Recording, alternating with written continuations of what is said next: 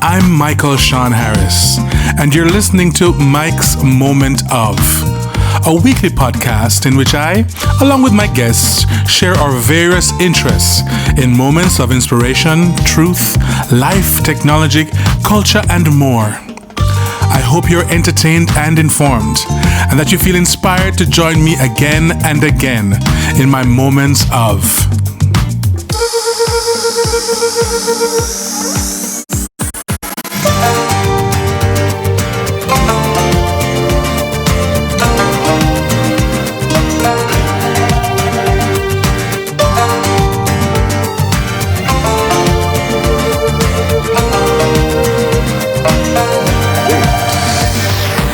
So here we are again at another episode of Mike's Moment of, and today I'm speaking with Alvin Campbell, who is songwriter and administrative manager of Fab Five. What else, Alvin? What else? I know you do a whole lot of things. I do script writing. I've written books.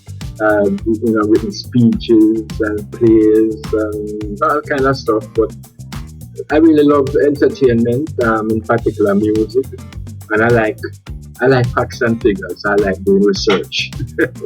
Right. The research thing that is part of the reason we're talking to you today. Is the research thing, because you have lots of stories and background information and things that have happened in the music industry, in the recording industry, but show business generally in Jamaica, don't it? Yeah, man, no, that's true. What I can do is I can start by just giving my version. There are as many versions as people of the development of Jamaican music, which touches on other stuff too, right? Okay. Okay. So the first thing would be that, of course, the first versions of popular music in Jamaica. That were Jamaican was Mento, of course, right? Right. And Mento really came out of the old slave tradition, but it officially would have started just after emancipation. It was that minstrel set, those people used to go around and entertain for a pittance, right? Okay, and that was their popular music. So it's kind of first cousin to the work song, and tended to be a little bit naughty most of the time. Right? And that music, which was, if you're keeping a little party, a birthday party, or you have a christening or whatever it may be, you get a little mentor group to come and play. You have a 9 night, you have a mentor group. Later that became what we now call double bands, but back in that time it was mentor groups. So they were the popular entertainers of the day, and this is pre-electronic era. Right. And then it came into the 20th century, and they were still the most popular entertainers in one sense, because now it's split into two eras. You had the people who were doing what I'd call a professional entertainment. And this came out of the whole growth of the tourism industry. So they were working in hotels, they were working in restaurants, mainly those two. And some of these people were trained musicians. In other words, they had learned music. They could read a score, whatever it may be, and they worked on musicals in theater and this kind of thing, because at that point now, you had people like, a little later, but you had people like Noel Coward and thing, who were coming to Jamaica, and they were using Jamaica as like their off Broadway, but it was off, West End. So they'd come to Jamaica and put their shows on at the Ward Theatre or theatres that predated the Ward. Okay. And the expatriate British community would come and watch the musical or whatever it may be. And however they would respond, would inform the composer, the writer, what worked and what didn't work. And then they would fix that and take it to London and put it on in London. So we Okay. were the sounding board in Jamaica for a lot of these productions. As a matter of Right. fact, John Wilkes Booth, who of course is famous for shooting Abraham Lincoln, um, reportedly his last theater engagement before the assassination was in Jamaica at the Oh Ward. wow.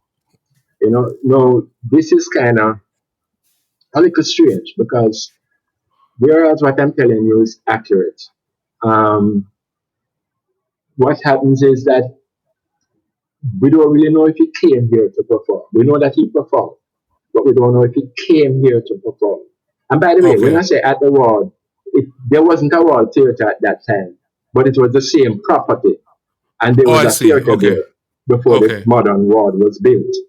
Okay. Um, but what happened is that a lot of the dissident Americans, the Southerners who were fighting to keep the South, and they would come to Jamaica to keep their little meetings where it was quite safe and secret. Really? And they didn't have to worry about being spied on by Lincoln or the Northern forces. So they actually had several of these clandestine meetings in Jamaica, right? Which is very interesting. So he may actually have been there for that purpose rather than to come and perform.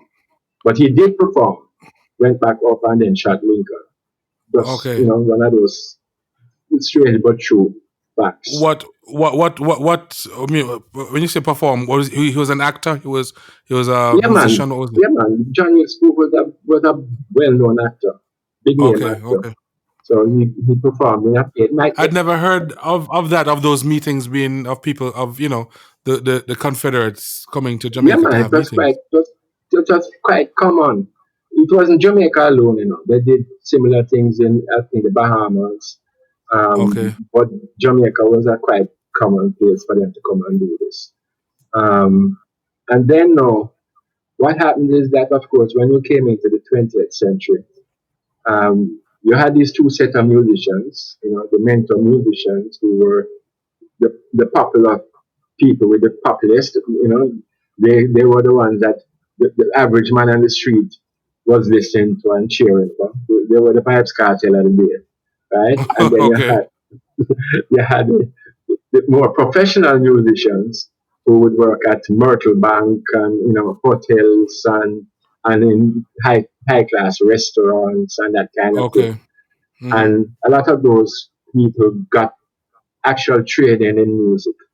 And there was kind of a divide between the two groups because the professional musicians earn quite well, but never get a big up from the general public. Right. And the mentor people got all the big up from the general public. Um, so there was some not animosity, but they never love each other. Oh, And okay. then to make Okay. it worse, the mentor musicians, when it came into the recording era, other things created even more tension between the two groups. Okay. Because what Question. happened is, go ahead. Okay, so with the mentor, because I know that a lot of the mentor songs and the Mm-hmm. styles, the figures are coming Mm-hmm. from the quadrille as well, They're coming, yeah, and exactly, and you had two exactly, different styles of quadrille as well. So you had the camp style and exactly, you had the more exactly. uptown, quote You're unquote. perfectly correct. Because of course, mentor, in a sense, in one sense, was an imitation of the Western music that the slaves saw and got introduced to. So, they heard the ballroom items and thing, and they saw the dances, and out of that, we created our own versions, which also owe to our African heritage. Um, and then, of course, in terms of the melodic content and thing, a lot of that was more what they brought to us from Africa rather than what we got from England or Scotland or wherever it may be in the West. Okay, Um, so all this was going along fine, and then of course the electronic era came along, and a lot of people don't date that era in Jamaica back far enough. Um, in 1935, hmm Stanley Motor already had established their store where they were selling radios and records. This is This is the same 1935. store on Halfway Tree Road on the No, new this one. was at 5 Church Street, Okay, okay, right? So they were selling records and radios from as far back as 1935, which okay, predates radio in Jamaica. There was no radio in Jamaica at the time, so anything you were listening to would have been a transmission from Florida or the Bahamas or somewhere else, right? okay, Like the okay. Bahamas, I don't think had radio at that time, so it would have been Florida that you would be listening to, or maybe Okay. Cuba, Mm-hmm. which is interesting because Cuba, of course, would have explained why we knew so much about the Latin music of the time, because you wouldn't have expected it generally. We being English speaking, and most Right, of that music would have been in Spanish. right. Um, so But 1935. but also Mhm. we ended up having that same similar clave in the mento, which is in the Cuban music. Exactly, exactly. So what happened is, as radio sets were very um, expensive at that time, and I'm Right. talking about a regular radio. It was expensive. And worse, record players were horrendously expensive, Mm-hmm. because we're talking about the good old voice of his master days, big funnel RCA. playback, Yes, yes. right? RCA Victor. Um, and those were expensive machines. So only Right. a few people really could afford those machines. So the whole record thing wasn't a major thing at the time. It was a niche market. Um, Okay. but in 1950, Santa Motor decided that there was enough need for them to establish a commercial recording studio. And they did this in September 1950. Um, there were ads in the Gleaner and thing indicating that that service was now available. And the turnover was quite big because what happened at that time? There was no cutting plant in Jamaica, so we couldn't press records here. The recordings were straight to disc. So Okay. when you did a recording, there's no editing or nothing, straight to disc.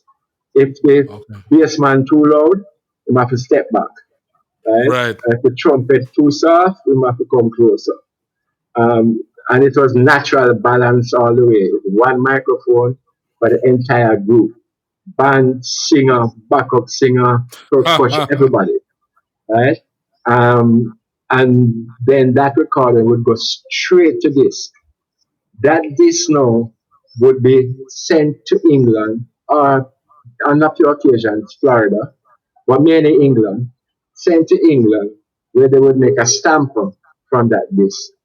And then from that stamper, they would press records, mainly Right. 78 initially, and then later on 45s. And then they would send some of that product back to Jamaica. Not a lot because the market here wasn't particularly big. As a result of that, if you want to find the early mentor recordings, most of those discs are in the UK. They're not in Jamaica because there only a Okay. few copies that were re-imported back to Jamaica, even though the Right. song was recorded here. So the very first recording was done in 1950 on the Stanley Motor label, and that would have been Lord Fly. The two big mentor artists of the day at that time would have been Lord Fly and Lord Flea. That everybody Right. was Lord. It was all lords and dukes and counts, and that was Yes. that was a style. So what So were the songs? What were the name? You know the names of Palmy the songs? Soldier Man, it was a medley, but they Okay. started with Palmy Soldier Man, And that right? So was that was the Lord Flea. first Lord Fly, Lord not Flea. Fly. Okay. Okay. The thing is, those were the two who used to draw massive crowds. They used to perform at like the Ward. They used to perform all over Kingston and in the country also, and get massive crowds, right? Because they were the big pop artists of the day, as far as the Okay. Jamaican public was concerned. The difference was, that in 1950, Lord Fly would have been close, probably 48, 49, because he was Okay. born just after the turn of the century. Lord Flea would have been probably about 15 or 16. Lord Flea was a little boy, right? Okay. Okay. The interesting thing about Lord Flea is that he became, in a sense, Jamaica's first superstar musician. Um, Really? because what happened is that he went to America and he appeared in about 4 movies. He migrated to the US, performed in about 4 movies, and these were pretty big movies.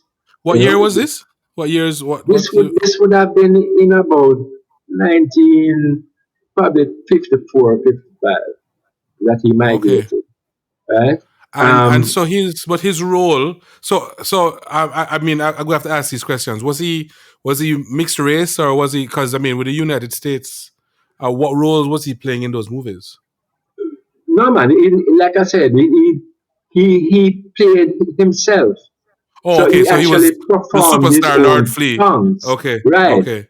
So what happened Okay. is the movie would be going on, and the star Humphrey Bogart would go to a nightclub, and performing at the nightclub was Lord Flea, Oh, okay. and they would Okay. actually show the entire performance of one of his songs. So you Ah. saw the Okay. whole song, and this happened in about 4 movies. This Okay. was this was how most of the black artists who appeared, who were quote unquote non-actors, this is how Right. they got into movies Got you. initially.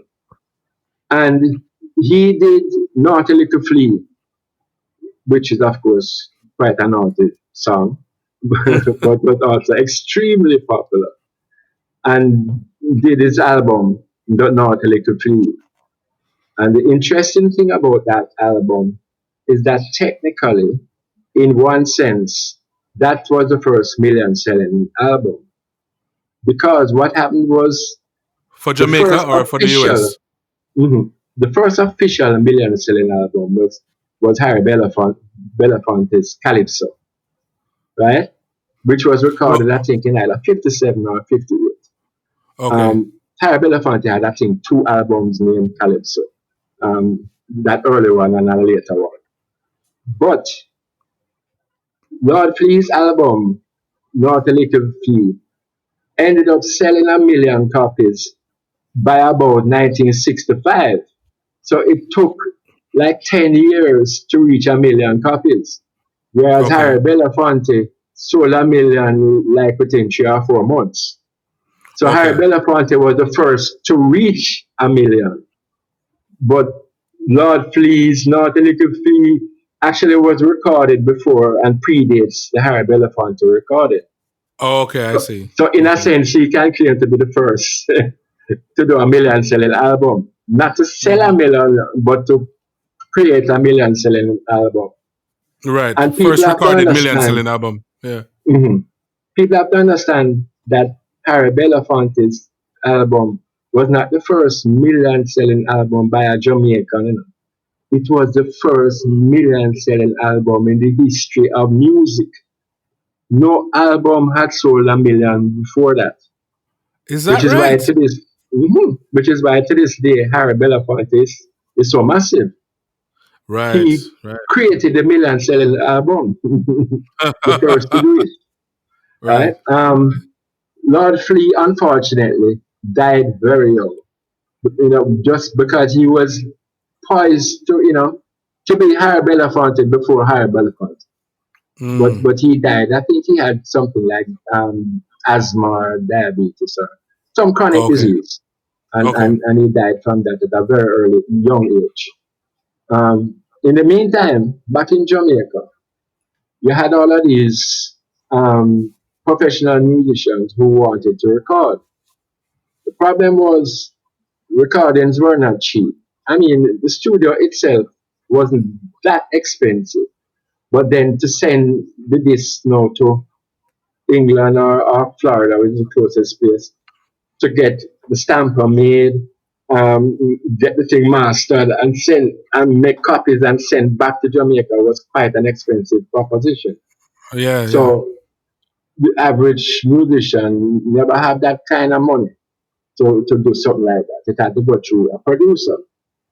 And the producers of the day were only interested in the mentor music because there was a market in the UK for mentor. So they knew that Right. when they Okay. do their recording, send it to the UK, they could sell a couple thousand copies or whatever they sent up there without any issue. So this So market in the UK was the diaspora, or was it it was a the British? diaspora, but it Okay. quickly spread out from that. It Okay. didn't spread out as far as SCAT would spread later, Right. but it was more than just a diaspora. Right. Um, But then Scat also struck a chord with the quote unquote skinheads who at the time exactly, weren't racist. It wasn't a racist thing exactly, then. Right. Right. exactly. That I was going to come to that. And Okay. of Okay. course they have their own name for SCAT, Blue Beat, Okay. which was mainly because a lot of those SCAT recordings were put on the Blue Beat label in the UK, which is why the Okay. name Blue Beat came up. So Okay. up until, I'd say, 57, 56, 57, it was mainly mental recordings that were being done here.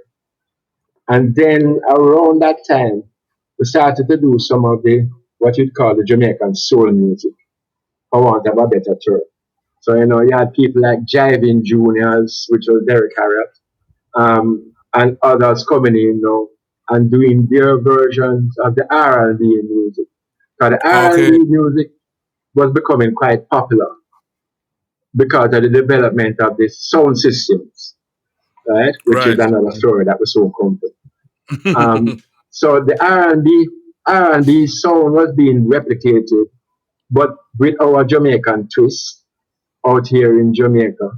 And you had all these groups and individuals coming up. You had people like Alton Ellis doing Muriel, and you had a Right. lot of slow tunes being done at that time in Jamaica, Right. rhythm and blues style. And then you had the boogie woogie type of tunes, like the easy snapping type of, as I said, snapping, not snapping. Yeah, man. Yes. Yes. Yes. That's a pronunciation on the record. Easy snapping. Yes. So, Yes. Yes. the easy snapping kind of thing, which, which owed a lot to that boogie woogie southern, black American sound. Because the big sounds in America at the time, the jump blues, you had all of these various things. You had the versions of R&B, because Right.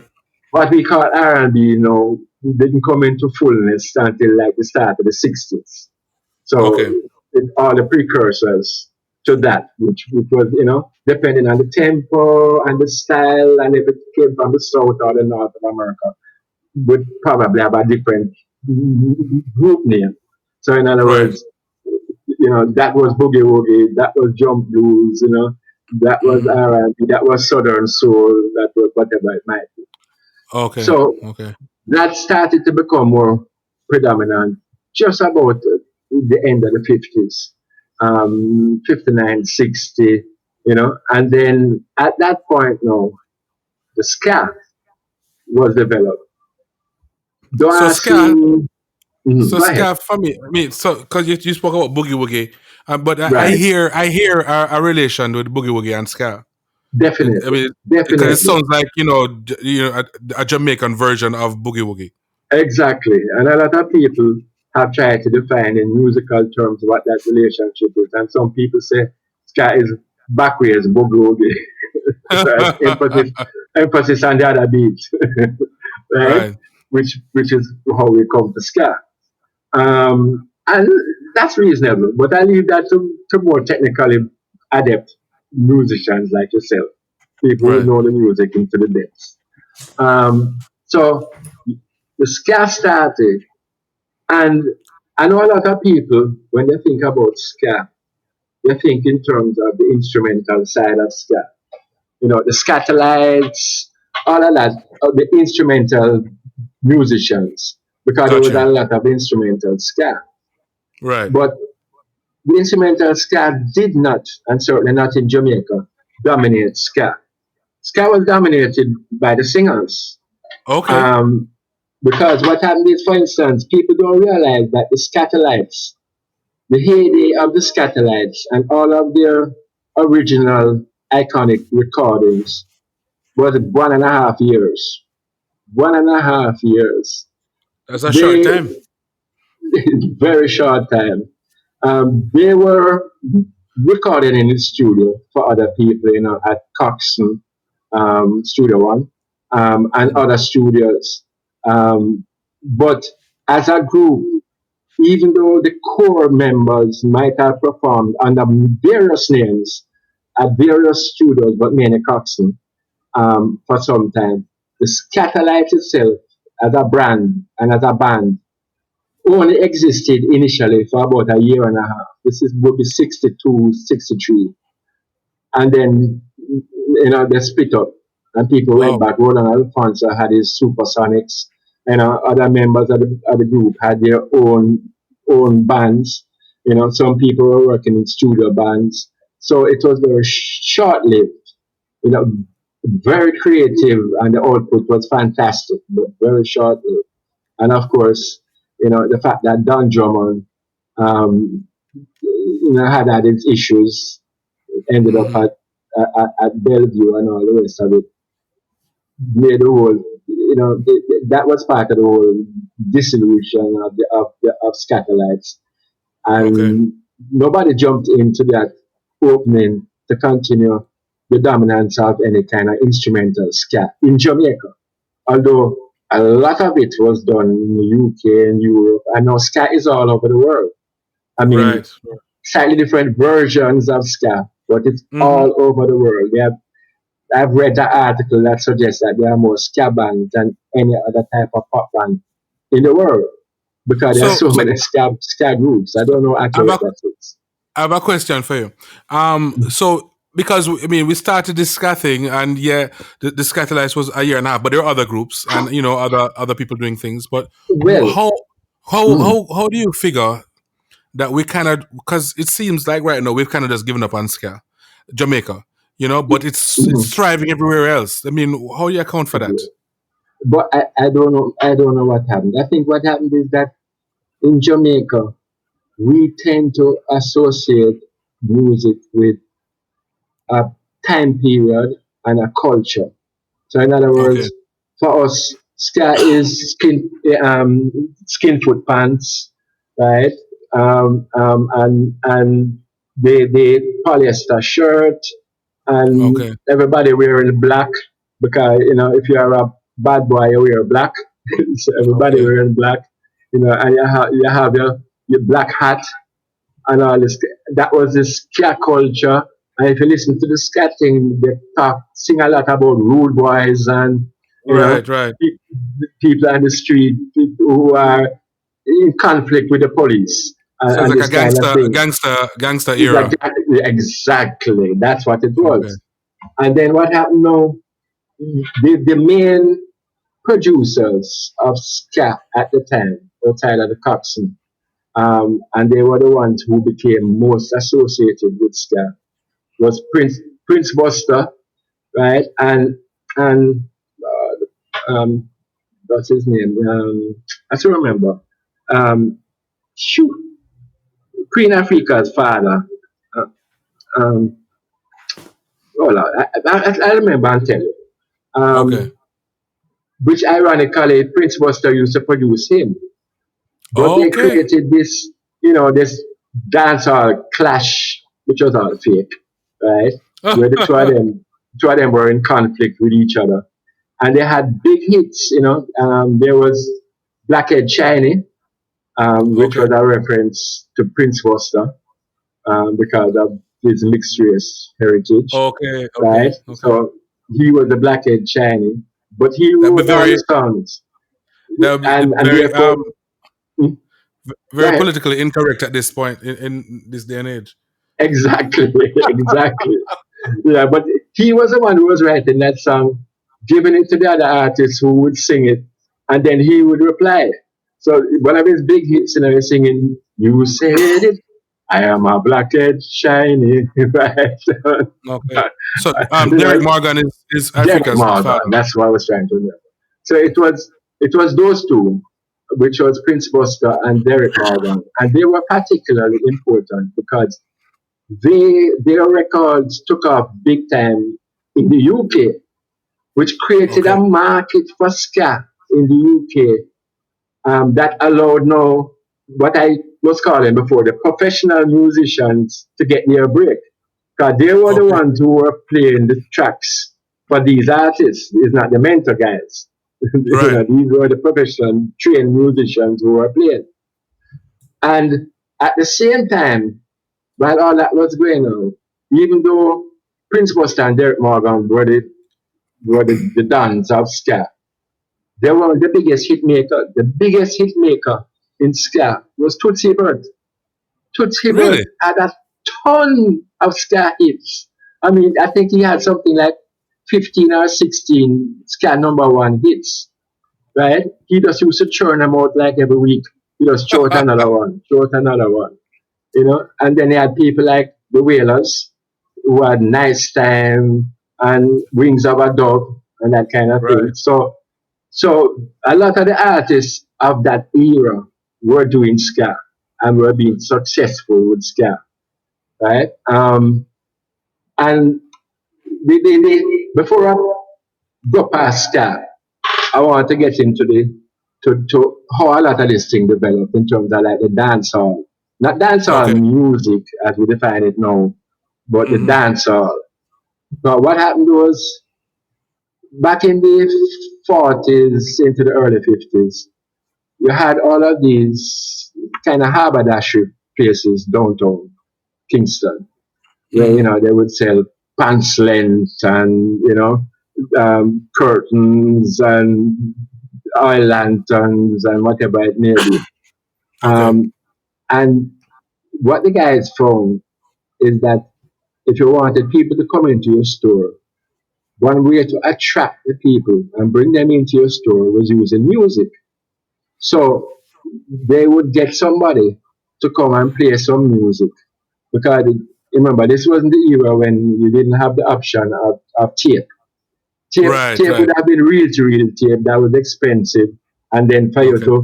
to go to the whole trouble of putting together a real recording, a real time consuming and all the rest of it. So the guys would get Right. the records and they have a turntable and they would play the music. And then you would have what they call a toaster.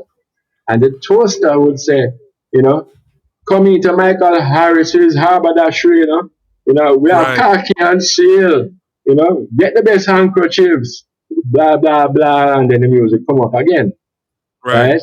And what they would do is push the speaker box onto the sidewalk outside the door of the store. To attract So, people. exactly. Mm. And this became the impetus for a lot of people to start their sound systems. And Okay. Okay. when they started the sound systems now, which really it started in the 40s in Jamaica, when they started the sound systems, it led to other things in a very logical way. Okay, because what happens is, first of all, the original sound systems had one turntable. One turntable. Not mixing this and two turntable. One turntable. So when you played a record, and you're going to play the next record, there was inevitably going to be dead air between one record and the next. No matter Right. how fast you are, to take off the record, put on the other one, put back the stylus on the record, took time. So after a while, they realized that this dead air was a waste. So they brought in the toasters into the dance hall. And what the toasters would do in that space was advertise the next show. So Right. Duke Right. Alvin's Hi-Fi is going to be at Beeston Street, 28 Beeston Street, next Saturday. Come out and enjoy the fun and blah, blah, blah, blah, blah. Right. And this was really the start of the DJ in Jamaica. Okay. All right. Before you get to the DJ, I want some context to just to kind of get an idea of who the people were, who the players in a sense, but Mhm. and it's not the upfront players. So with the haberdashers and stuff, right. who were the people who owned and ran these haberdasheries? Were they black? Were they Indian? Were they Middle Eastern? Were they They, Chinese? What? they, All of they the were above? they were a mixture. They were a mixture Okay. of people. You had all of those that you named, Lebanese, you had Chinese, you had a total mixture. But the ones who created this whole dancehall thing were mainly black or mixed race.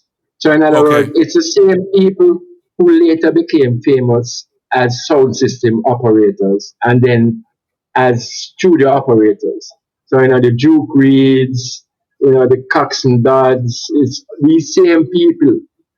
They usually it started with the father or whatever. In other words, the father owned a haberdashery and Okay. and they were the ones who got involved in playing the music and all the rest of it and realized And get that look, and funding it too, funding the equipment and stuff. exactly, this is a business opportunity, and therefore they would set up systems with their contacts who live like in the US or whatever, so that they would send down records for them on a regular basis.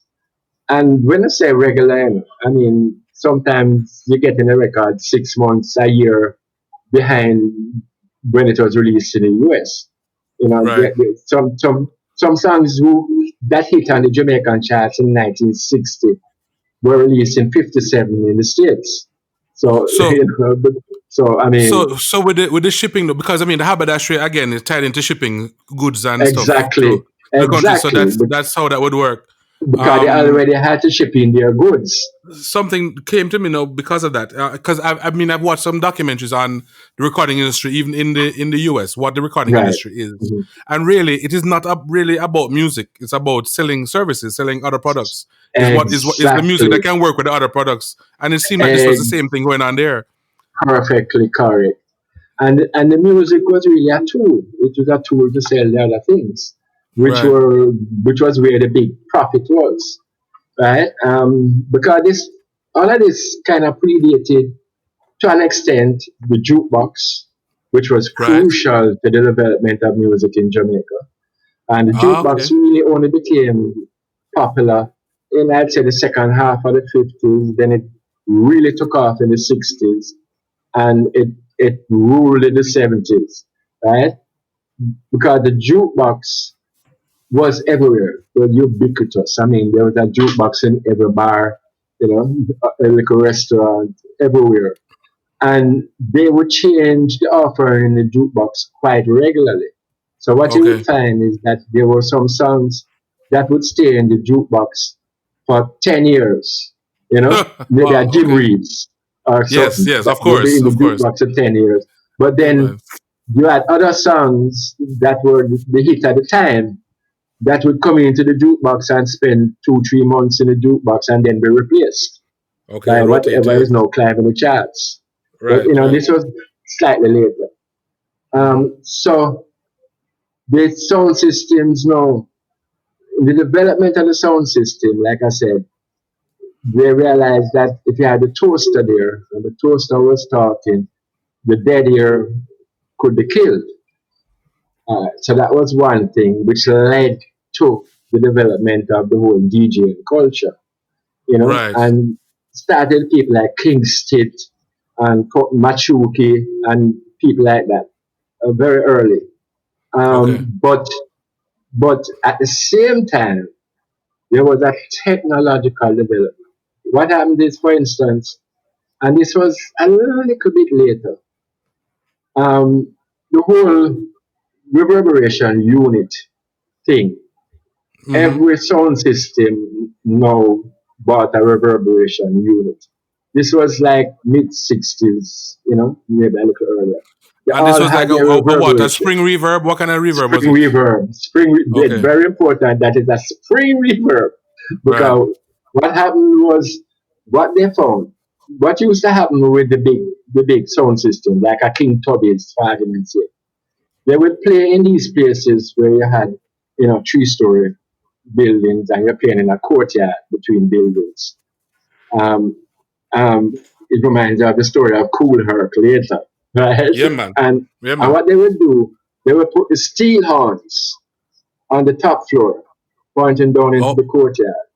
And they would right. have mid-range horns on the first floor or whatever, right? And then on the Okay. ground floor, they would have their woofers. So the Right, bass right. speakers are on the ground floor. So the whole And courtyard become the sound. become the song, become up. And what they found was that when you played a song, and now you had a gap between one song and the other, if you drop the reverberation unit, drop that spring reverb at the end of the song, by the time that song stopped reverberating, the next song was on and ready to play. So that's Right? dub coming in. It became a mixing technique because it Yeah. was then copied in the studio. Right?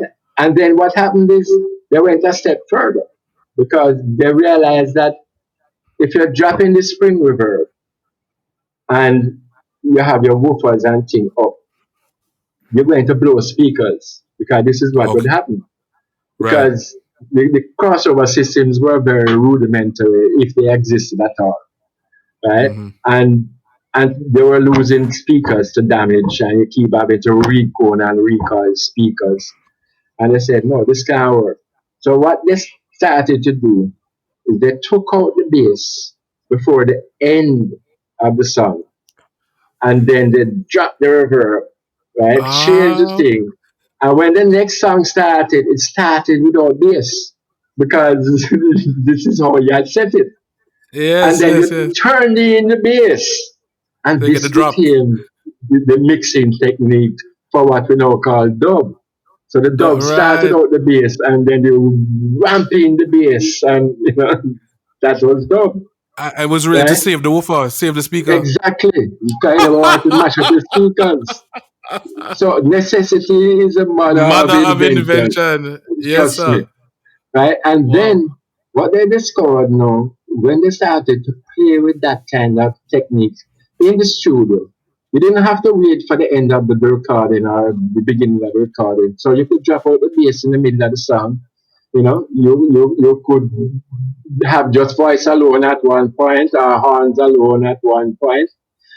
And when they were doing this now, they realized that they were creating spaces, um, areas that were silent or semi-silent, that could allow a voice to participate in the song, which wasn't there before. Because what used to happen to save money, I record a song, I record Windows of My Mind, and Mm-hmm. on the flip side is Windows of My Mind dub, Right. because you already have the rhythm track, so you don't have to spend any extra money. You just take out the voice and you have side B Right. without spending an extra cent. But no, when you take out the voice and you have side B, you now have a track that you can bring a DJ in or a singer in to do a totally different song. Okay. So this was where the DJ started to really get their opportunity, right? Dub and the DJing thing, one push the other in the creative Okay. process, right? But So go ahead. yeah, so all right, so the DJs, because I mean there's a dub music and there's a DJ, but you Mhm. also have dub poetry. What is Exactly. the relation? Well, dub poetry, as far as I know, came much later. Dub poetry Okay, was okay, really dub poetry came out of the kind of late 70s, 80s experience. The Lincoln Crazy Johnson type of thing, right. which in effect it was a Michael Smith and Mm-hmm. Oko Onuro and all of these people who at that point I think the culture of the country created a space where poetry became more important. Okay, And the poetic expression in the grassroots was tied into the music, and in okay, particular the dub music, because the dub music offered more of a space for them to add this creative, these words in the poetic form, and have it mesh in a kind of really nice way.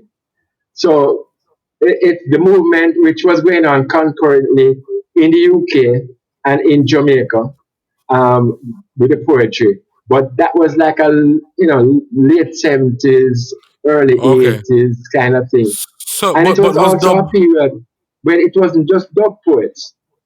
Poetry in particular, West Indian poetry, Uh huh. at that point had a resurgence. And a lot of Okay. people were looking at the poetry, studying the poetry. You had new poets coming up, who were offering something different. And a lot of these were also working like a theater. So you had people who were writing poetry, but they were also working on scripts for theater pieces. Um, Okay. and therefore they had more than one avenue of expression, Okay. and some of them also did some lyrics for songs. But But as you said, the dub poetry was much later than the much dub. So much much later, the dub did poetry. the dub music fade out and then we get a resurgence because of the poetry, or no? No, what happened was the dub music never really faded out. What happened was the the DJs kind of left that dub feel behind at the end of the 70s when they went Okay. into the 80s, and dancehall, which was far more electronically bent, came into being with a different, a whole different feel. And it wasn't really the dub thing anymore. But But UK I, took notice of the dub though. well, and ironically, in the UK in particular, but in other places in Europe and elsewhere, the dub never ever went down. The Okay. dub became a subculture, which Right. created other subcultures, house music, Exactly. Yes. right, and there are a ton of them now. If you talk to English people who are steeped in this era, the sound system operators and things, they can probably give you 12, 13, 14 different subgenres, which Right. all Right. came out of dub music. And dub is still big in the UK. It has its market that has not really diminished, right? Okay. And the thing about dub, that relationship between the music and the engineering of the music, many people, including a lot of the top name engineers in the United States and in the UK, credit that as the start of modern engineering techniques, studio engineering techniques in pop music, in particular things like hip hop and all the rest of it. Right. Because the techniques that they developed are the techniques that are being used by the top engineers today. So, in effect, we created a style of engineering and a lot of innovations in engineering, which came out of the fact that we had dub, Right. and we had this So creative opportunity in the studio of doing so talk basically whatever you wanted, you know. so The talk most, more about those engineers, the ones who are doing the innovations and the experimentation well, in the, Jamaica. the one which is regarded as the most important of them all would be Lee Scratch Perry, right? Right. And somebody said to me the other day, if you're from a certain generation, you call him Scratch. And if you're from a younger generation, you call him Lee Perry, right? But I Right. put Yeah. the two of them together. Lee Scratch Perry, the mad Mm. scientist, right? Yes. Because his innovations continue to today. If you want to listen to engineering at its peak, and in terms of use of dub with engineering, you can't go better than just buying 4 or 5 albums from scratch, right? And I didn't mean buying the albums from scratch. I mean from Lee Perry, Right. right? Right. Right. And you've had a ton of crucial engineers, but those engineers were tied to the studios, They were Okay. tied to the Channel One. They were tied to Duke Reed.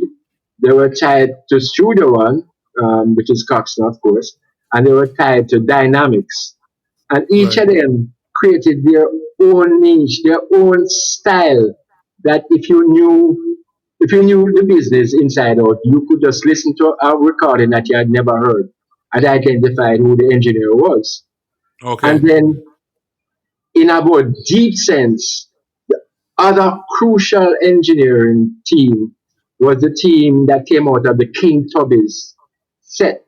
King Okay. Tubby's and his recording crew, which included his chief engineer at the time, was Jamie, who Okay. went on to start his own studio, Jammies, right? And Right. then that Jammies, you had a whole host of crucial young engineers and producers who created that whole 1980s dancehall song, which came mainly out of Jammies.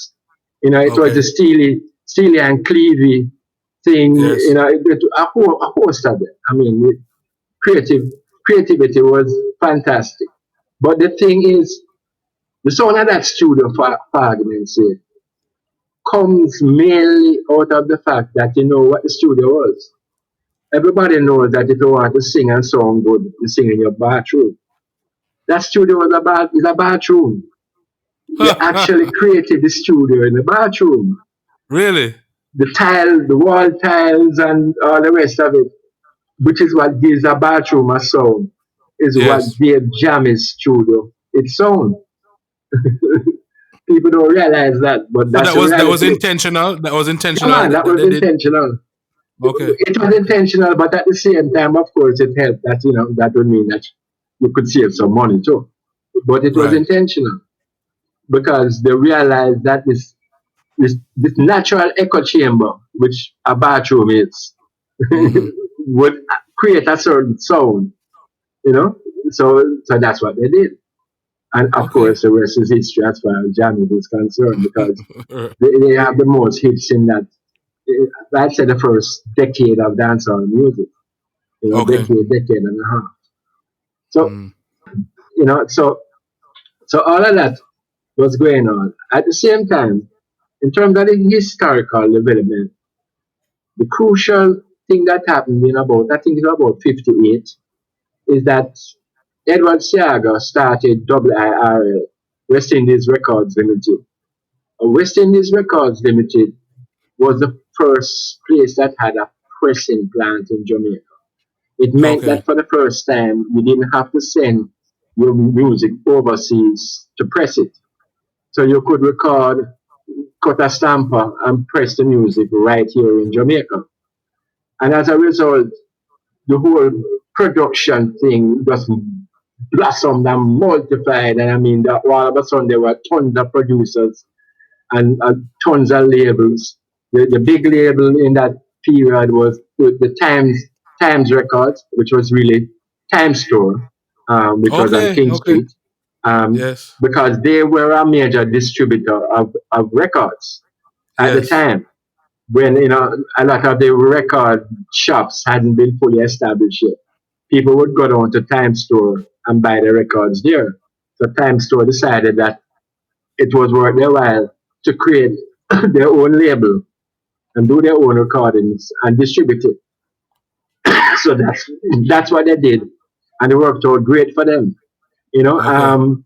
And then of course, Seaga now having established WIRL, he went into politics, and when the government decided that they were going to make him a minister of culture, he realized that there would have been some problems with him being a minister of culture and Right. also operating WIRL. Yeah, man. So A what he conflict. did Yes. is he sold WIRL to avoid this conflict of interest. He sold WIRL to Byron Lee for Okay. what you'd call peppercorn money, you know, Hmm. a joke money. It was just a token. And Right. Byron Lee transformed it into dynamic songs, right? Okay. So that's how Byron became a big player in the industry, because he, in effect, took Siaga's investment and then stepped further with it. But At but this, but but mhm. Seaga took care of Baronies still, don't it? I mean, Well, because didn't they go to the World Fair with the SCAT well, and his yeah. band What happened when is, as Minister of Culture, Siaga then offered opportunities to the Byron Lee. But the thing is, Right. it's not even like you can say that Byron didn't deserve the opportunities. Because Okay. at that point, Byron would have been not necessarily the best band in terms of its professionalism or its membership, but in terms of popularity, they were the big popular band of the era. You know, they Okay. between 1957, I think their band started either 56 or 57 as a school band at St. George's High School. And was Um, running Nasrallah part of this then, running or as it is well, later? yeah. And Okay. they started that band and it became instantly popular. And and they were the number one band, the number one performing band, and the number one recording band too in Jamaica for quite a long while, probably until the late 60s, right? Byron and Dragonaires were everywhere, and this was way before the Carnival era, right? They had a lot of hits that people in Jamaica don't remember nowadays. Things like dumplings that they performed that hardly anybody remember, but were big hits on the Jamaican charts and reached number Okay. one. And of course, they also performed in the very first James Bond movie, Doctor No. Yes. If you go back and watch Doctor No, you will see Byron and the Dragonaires performing in Doctor No, right? So, and then of course, like you said, they went to the World's Fair and they actually performed in about two or three of those famous beach movies Right. that were the rage of the day in America, the teeny beach movies. Yes. They Yes. performed in several of those movies.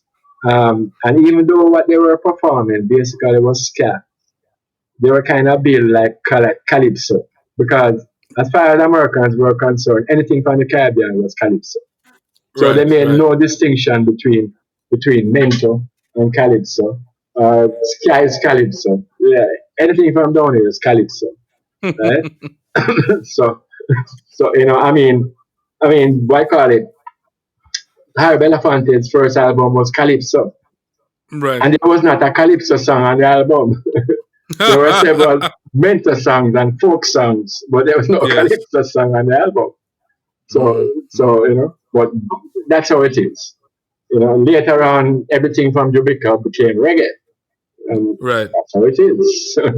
So if you're making Jamaican music, I don't care if the biggest, deepest classical music is reggae because it comes from Jamaica, which is ridiculous, but so it Yes. goes, Yes. right? Yeah. So, um, so the opportunity now for Jamaicans to record um, and really create their own market in Jamaica, and for all of these new artists to come up and start to make a living out of the music came up at that point, which was beautiful because it was also the point where we came to our independence. So everything was happening at the same time. The young artists were getting their chances, you had the Jimmy Cliffs and all of these people who were coming up, getting their opportunity to perform. Um, and at the same time, we were getting our independence. And things like the National Dance Theatre Company was being created.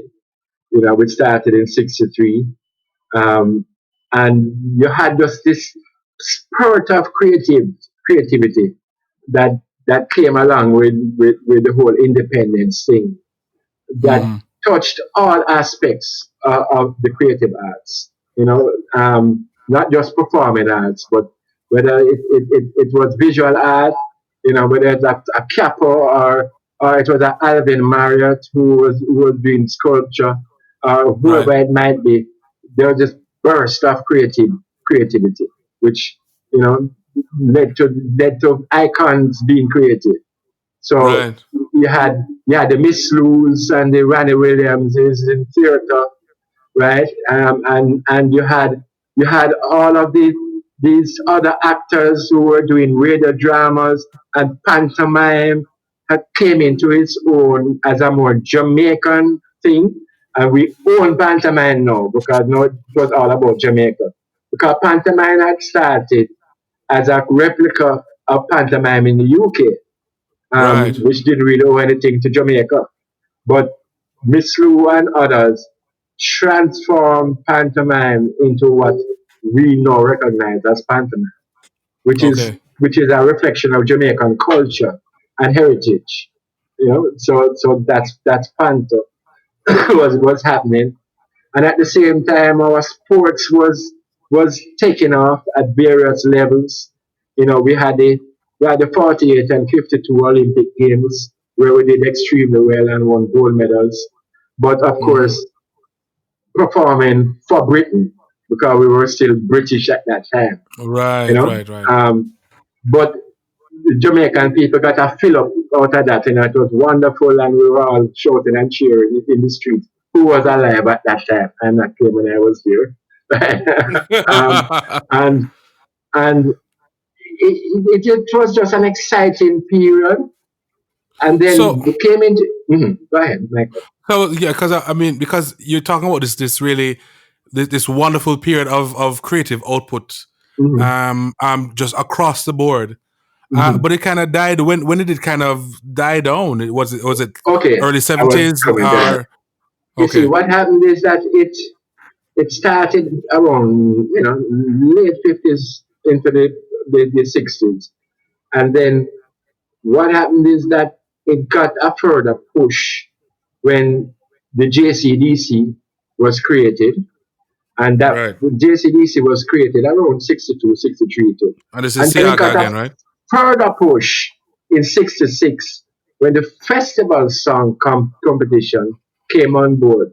Because the festival song competition, if you didn't live through it, you wouldn't understand at that time how important it was to us, our national image, our self image.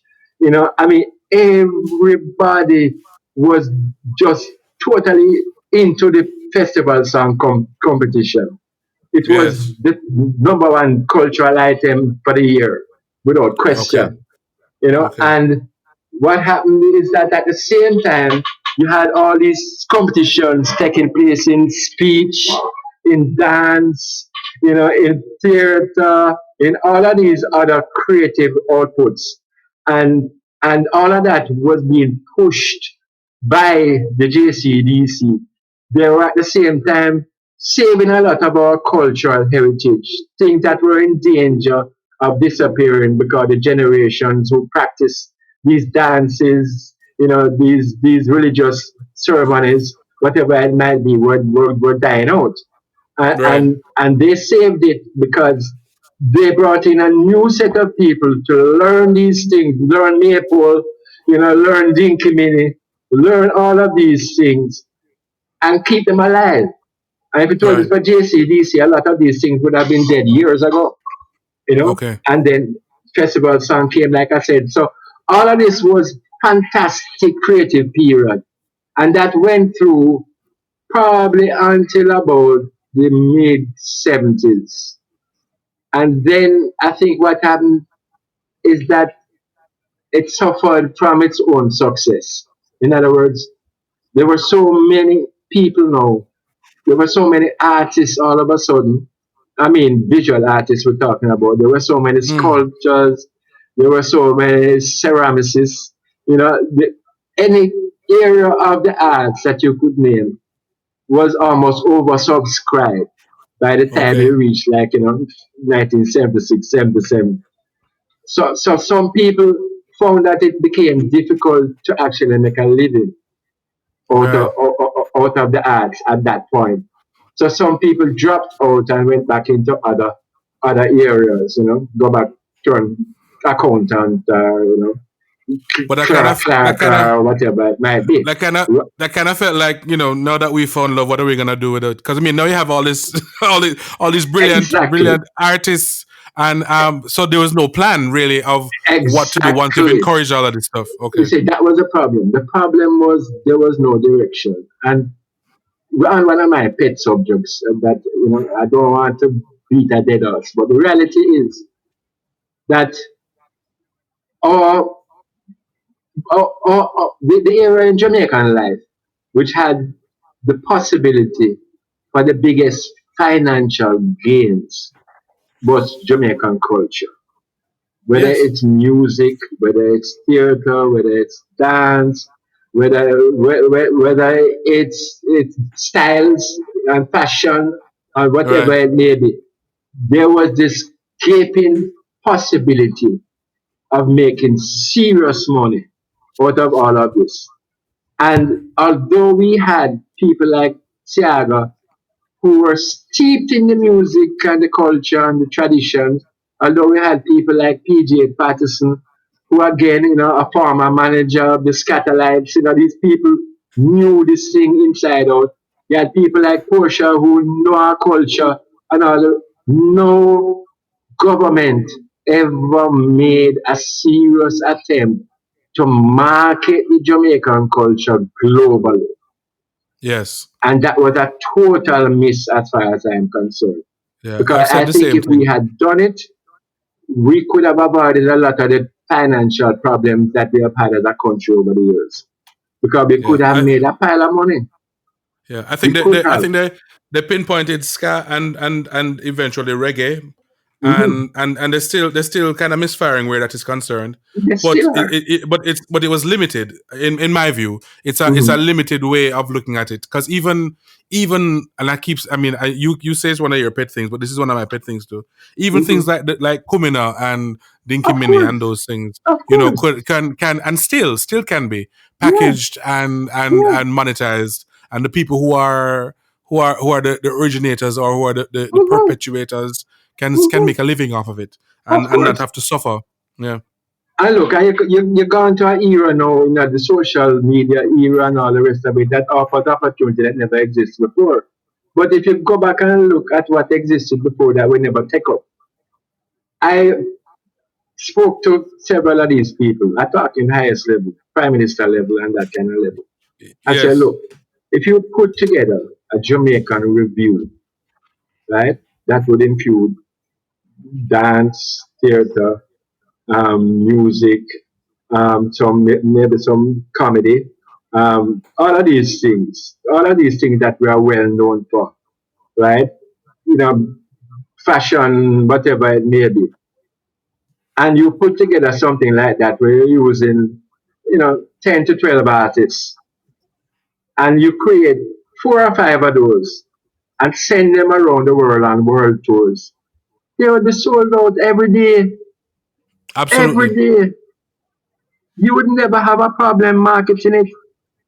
They would be constantly sold out, right? And you would have the opportunity to use established artists as well as introducing new artists and giving them an opportunity also. So I Yes. mean, we just missed the boat. We missed the boat. We missed the boat full stop where that is concerned. And we're still missing the boat. And people Yeah. have been talking about, you know, um, why reggae gone worldwide now, so it's too late. It's never too late It's not if too you have the late. It's right not too late. approach. It's Yeah. never too late. Because the You know? opportunities are still there. They're still out there. Mm-hmm. Mm-hmm. And it's bigger. It's bigger than reggae. I mean, reggae is It's great bigger and than dancehall is reggae. great, but it's bigger. Much It's bigger bigger than than reggae. reggae. Mm-hmm. Yeah. So, so to get back to kind of where we were heading, so you Yeah. had all of these people who were doing ska, and money was actually being made now. The dance halls and the clubs, had become big sources of income. You had the Sombrero Club, you had Glass Bucket, and all of these clubs that would attract a regular clientele of 500-600 people, paying good money. And the major producers, you had the people like Derek Harriott, and every one of the major studio people were also producers. So they would produce these shows, and you'd get large turnout of patrons, and they would make quite a bit of money. Right.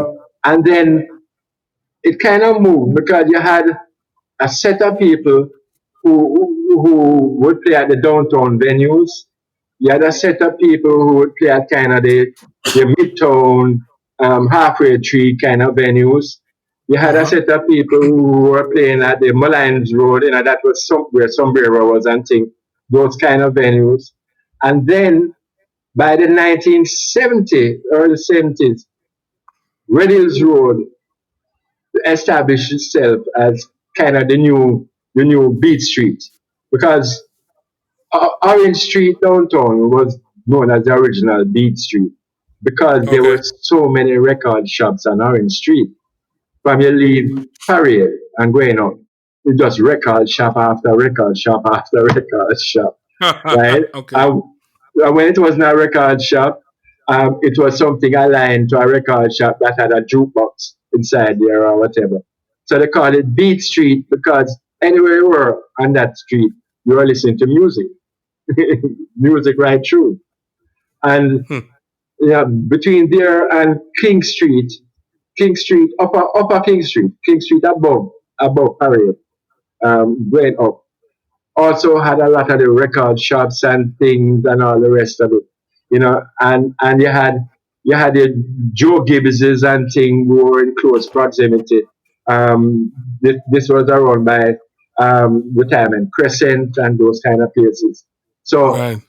so it was a wide open system, and like I said, some of the things died because they died from there was too much competition, but Okay. not really in the music, because what happened with the music now is this it's the same story, and a lot of people will tell you, boy, we get rip off by blah blah, we get rip off by, but other people will tell you, I never mind Coxon rip me off, because it make my name popular in Jamaica and I could go make money, right? Okay. Mm-hmm. So because what would happen?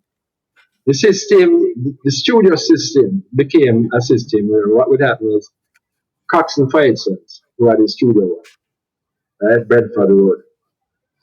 Coxon had a set of musicians who were his studio musicians. It was the Roland Alfonsos and those type of people. Right. A lot of the people were the Scatterlights, and other people, studio musicians. And what the system was, Michael Harris has a song. So Michael Harris come to the studio, and somebody would point Michael Harris in the direction of whoever the producer of the day was.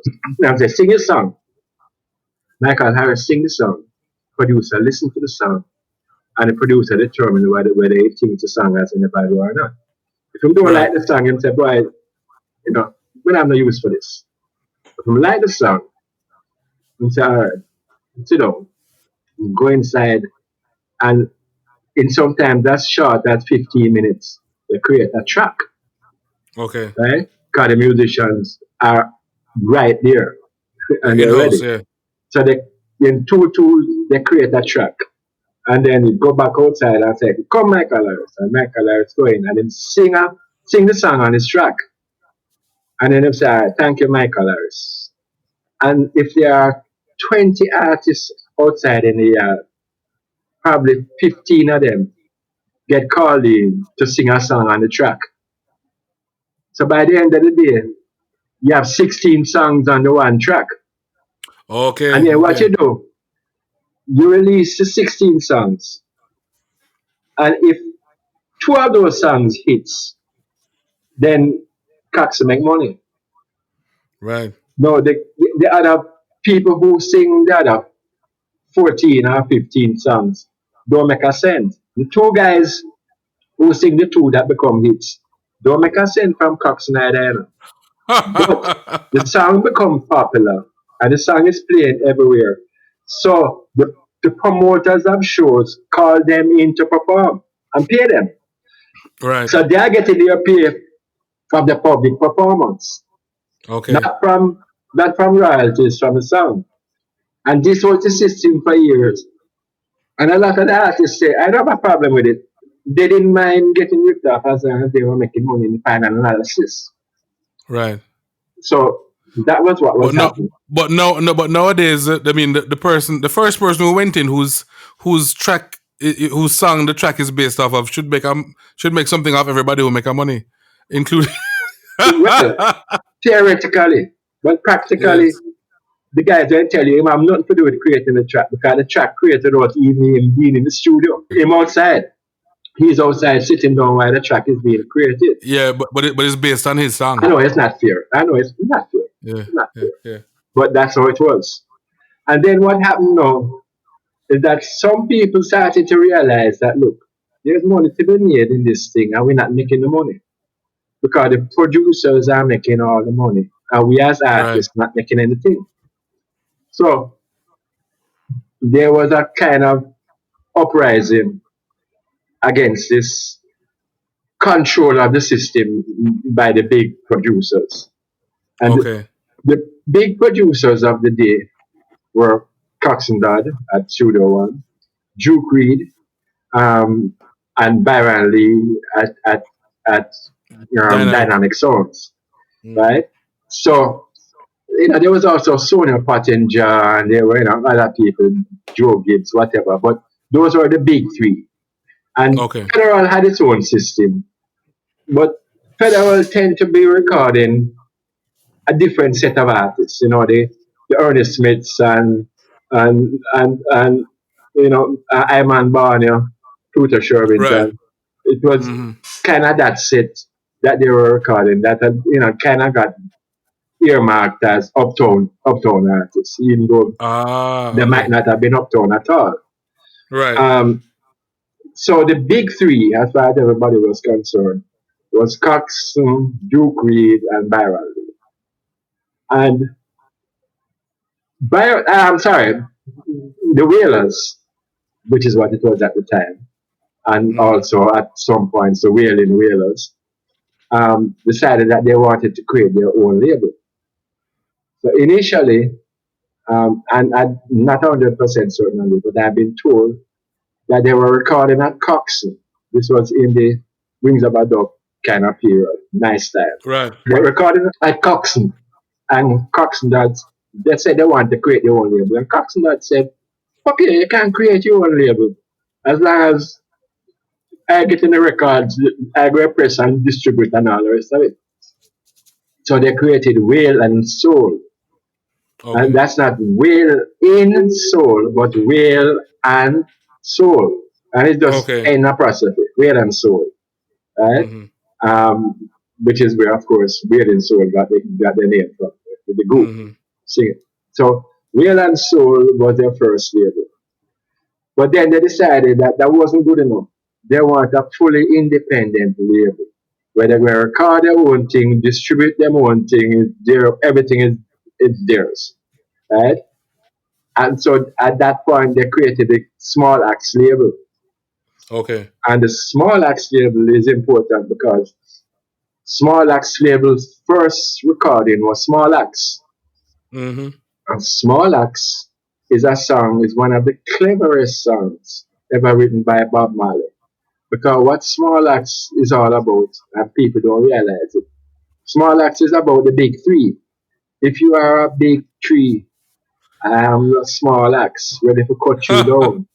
But what he Yes. was doing is using a pun.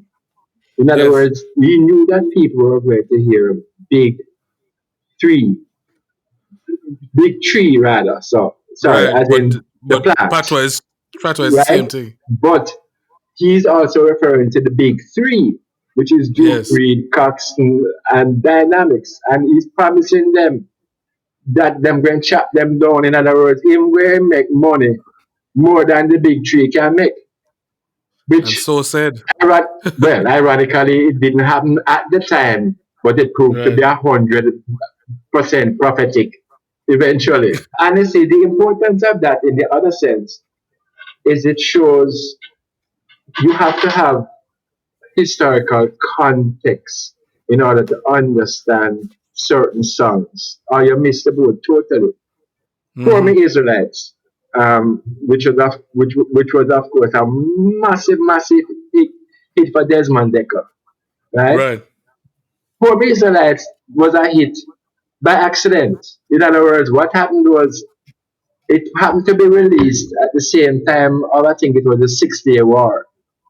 between Israel and all of the Arab nations that run and about, right, Right. including Egypt, and the American Jews and Jews in general thought that "Poor Me Israelite" was a political song that was defending Israel in its role against all these Middle Eastern nations. Okay. You understand? But in actual fact, poor Israelites wasn't about that at all. Poor, poor Israelites had nothing whatsoever to do with that. But the timing was just perfect. And as a result, poor Israelites sold hundreds of thousands of copies. Oh, Right? okay. So what was it Not, about? not to disrespect the song, the song is a brilliant song, Yes. right? But it was just a matter of luck and Okay. misinterpretation by the Jewish community. So Okay. Okay. that worked for them. So Desmond, they can smile all the way to the bank, right? And you've had other things like, I know, small acts. I'm not small acts. Um, bad card, right? Yes. Bad card. A lot of people um, don't have a clue what bad card is about. But what bad card is about is that this is in the late 70s. A lot of Bob Marley's neighbors at 56 Hope Road didn't want Bob Marley to be there. They never want a little Rasta boy to be at 56 Hope Road, which was kind of a upper class area, and Right. had a Right. certain reputation. So them never want any little Rasta boy to be there, right? Not realizing, of course, that this was an iconic man that would be bigger than the whole of them for life Yes. and forever. And they used to complain because Bob used to run some 15-hour rehearsals and things up at Tough Gun. Right. Not in the studio, but at the outdoor venue. And they used to Okay. complain that Bob was not creating noise pollution, right? Okay. And they wanted Bob to stop. And they brought an injunction against Bob Marley to close down the studio and stop him from having the capacity to rehearse where the noise would disturb them. And Bob's response was to write Bad Cat, right? And if you listen, he said, them I got tired to see my face, but them hmm now get me out of the place, right? Said they're playing a game, but them draw a bad card, right? And the lines in there, they talk about like the guarding the palace so majestic, the guarding the palace so realistic.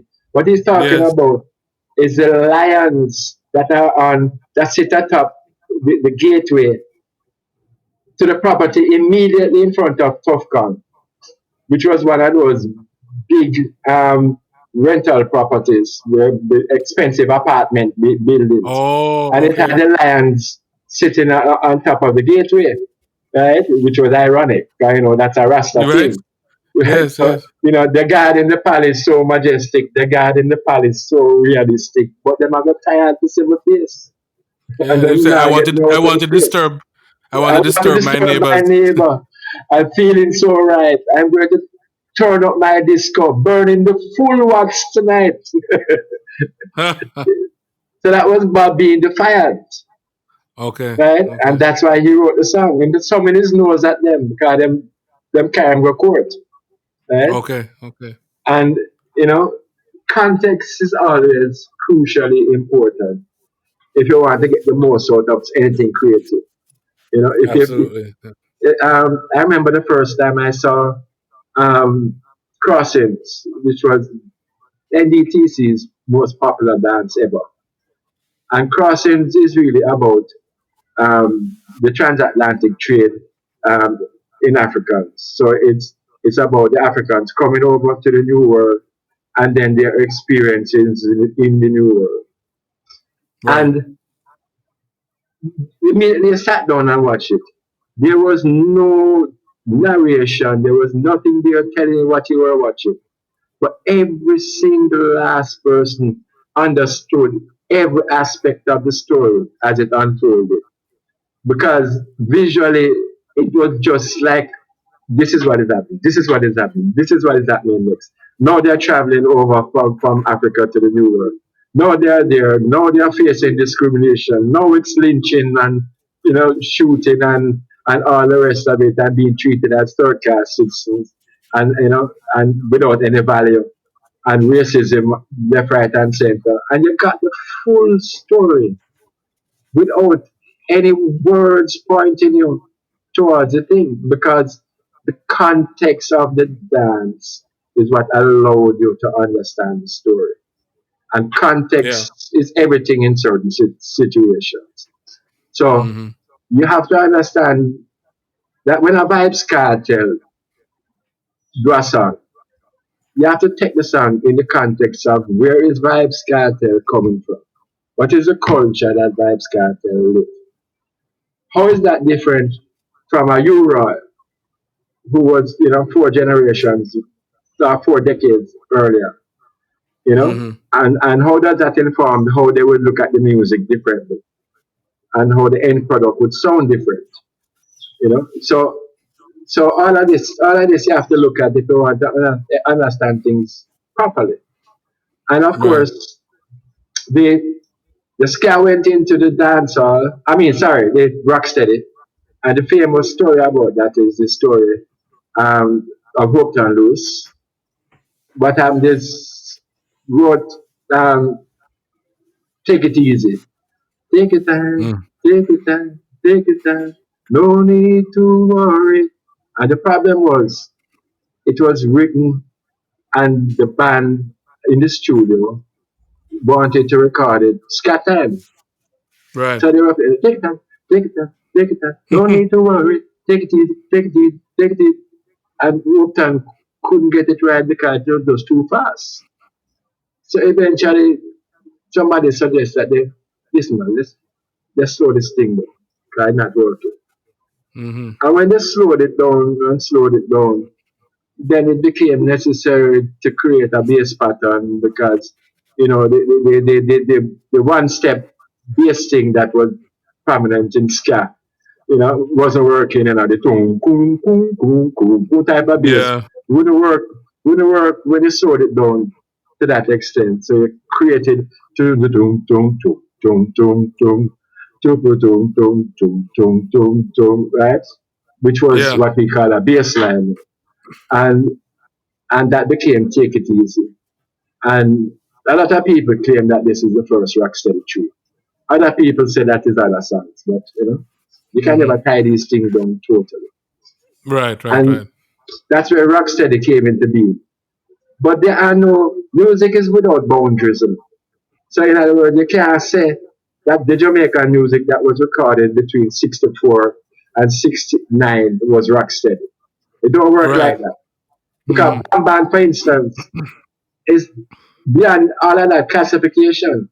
The closest thing to a classification that you could put Bam Bam, the original Bam Bam, and would be Naya Bingi, right? Right. That would be the closest thing. But it don't fall under the scare category or the rock steady category or any of these other categories, Mm-hmm. right? Mm-hmm. So music is always fluid, and you can always have a hit which is out of time. In other words, so you go and you have a bossa nova hit. No, in Right. the year 2020. Mm-hmm. People Mm-hmm. say, oh, you can have a bossa nova hit in 2020, but you can. Yeah. Yeah. So, Okay. so, so the rocksteady era continued to about 69. It's very difficult to give an exact date, but about Okay. 69, the transition happened into reggae. And the thing is, rocksteady never stopped being made in it, because a lot of the reggae artists are still making rocksteady tunes even to today. It's Okay. under the banner now, the generic banner reggae, but it's still rocksteady music. So you still have rocksteady music being made in 2020. They might call it culture music or something else, but it's rocksteady music. As defined Okay. by the musicians and producers of rocksteady music. Mm-hmm. And rocksteady transitioned into reggae, right? And the reggae, of course, had a different feel from the rocksteady. People tend to like to say that reggae was created when they speeded up rocksteady. But my answer to that is always if you slow down SCAT and end up with rocksteady. If you speed up rocksteady, you're supposed to end up back with SCAT True, true. and not reggae, right? So it's not just a question of tempo. It's a little bit more than tempo. It's all about accents and you know and the one drop drumming and all the rest of it. It's several things, right? Right. The way the guitar was played, all of these things we had to create what we now call reggae. And of course, this became the heyday for Bob Marley, for a lot of other artists. Um, and what they call culture music, or some people, including Bob, call reggae, rebel music. Uh-huh. All of this took the thing, and this became the major era of when the music spread globally, because this was when touring became the number one source of income for a lot of Jamaican musicians and bands. Okay. So what had happened is that when Island Records realized that Bob Marley was going to be massive, they came to Jamaica and basically signed every artist that they could possibly sign. And to an extent, it seems that the the charge that some people make, that what they were doing is signing the competition for Bob Marley and then shelving them. Shelving them. Mm-hmm. Right. So you sign them and shelf them so they wouldn't be in create an opposition to Bob Marley's growth.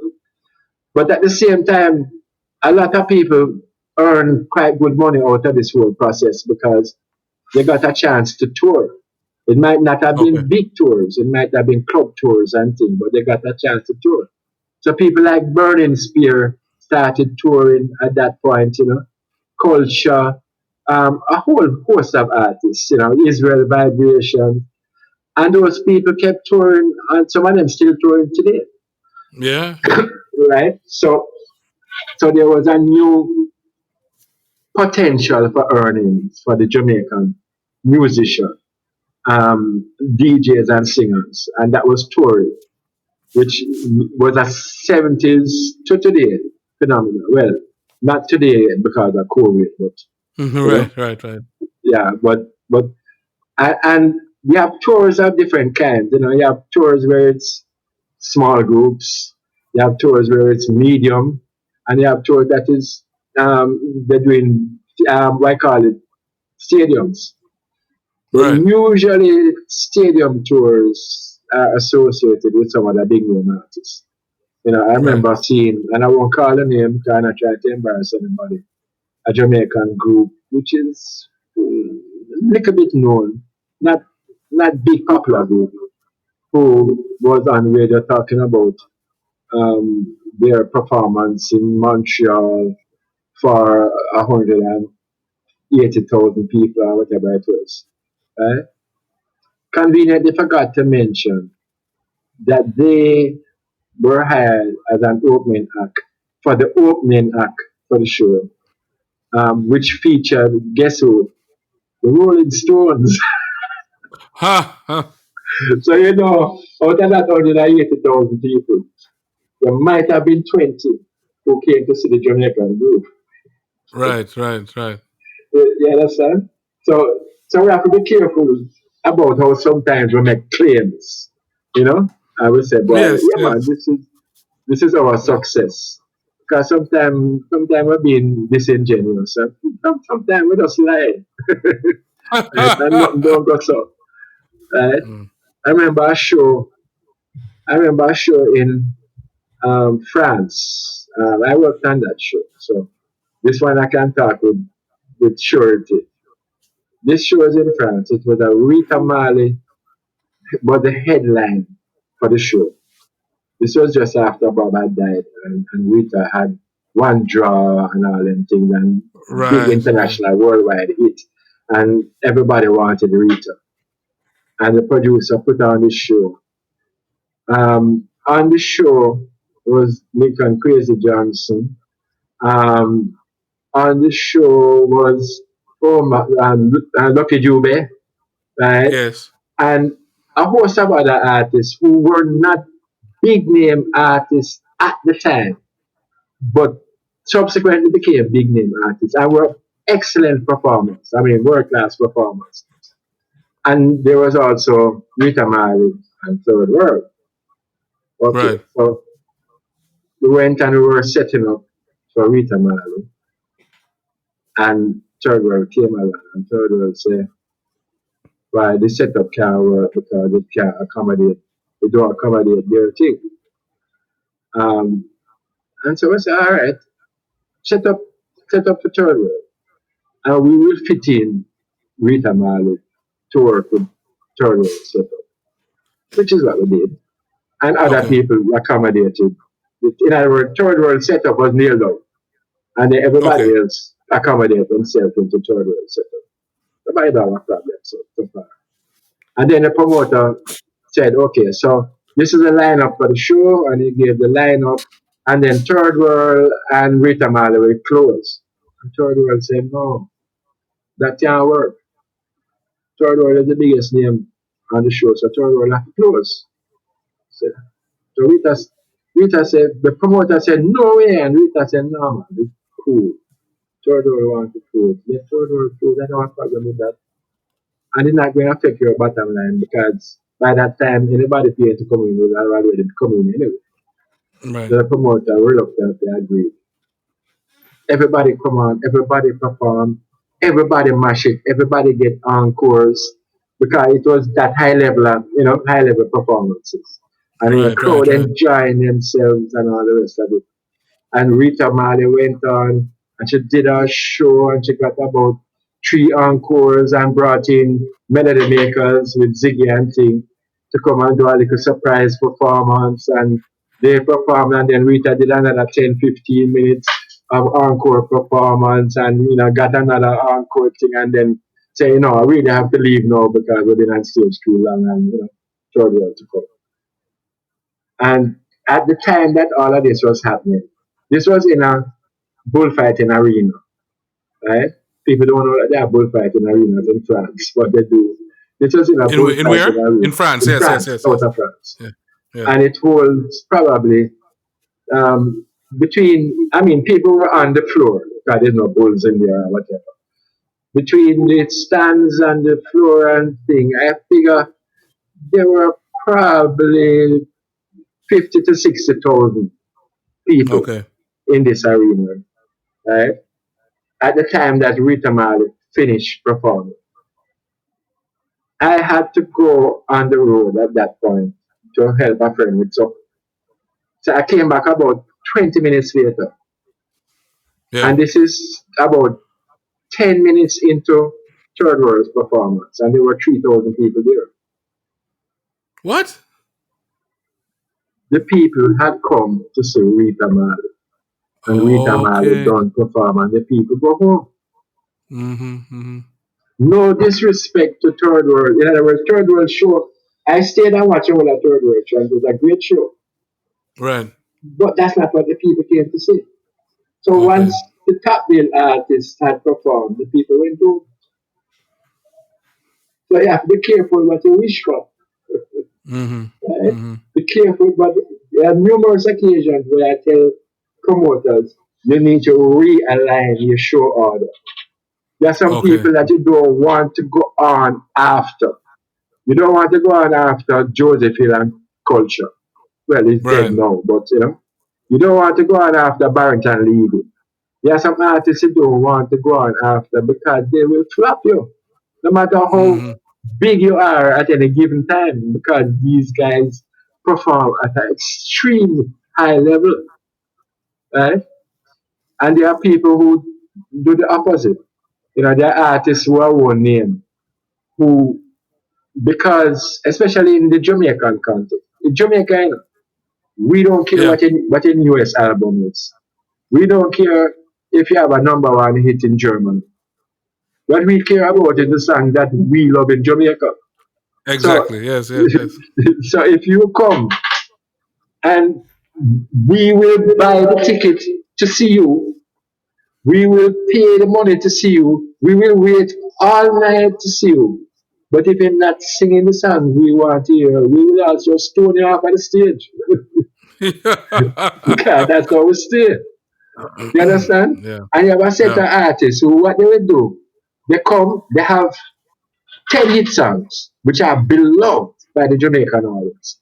And they will come and they sing a medley with 9 of those songs in the first 10 minutes of their performance.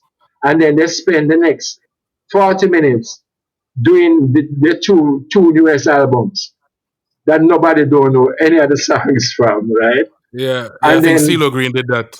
And then they go off stage and expect to be called back for an encore for the one hit song that Jamaicans love that they didn't perform yet. Mm-hmm. But what tends to happen is either the people go home while them do the 40 minutes, the people go home and there's nobody there to give them no encore, or the people don't want to see them again. Yeah. You know, and one of the worst things that can happen is an MC going out here, do you want to see more? And nobody